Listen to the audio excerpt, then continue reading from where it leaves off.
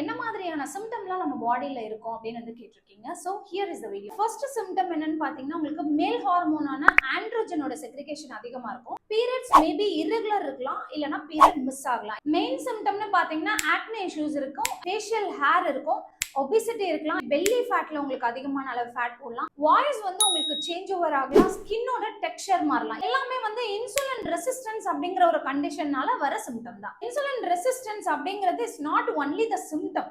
PCOS ஓட primary காஸே insulin resistance தான். Androgen அப்படிங்கிற மேல் ஹார்மோன் செக்ரிகேஷனால நடக்கும். இதுக்கு மெடிகேஷன் மூலமா ட்ரை பண்ணி ரெடியூஸ் பண்ணிப்பாங்க. இன்சுலின் ரெசிஸ்டன்ஸ் தான் இது எல்லாத்துக்குமே காரணம்னு சொல்லும்போது அதை வந்து நீங்க மெடிகேஷன்ல ரெக்கவர் பண்ண முடியாது. அண்ட் செகண்ட் திங், உங்களோட ஓவரிஸ் தான் ஆண்ட்ரோஜன் லெவல்ல ரெடியூஸ் பண்ணணும்.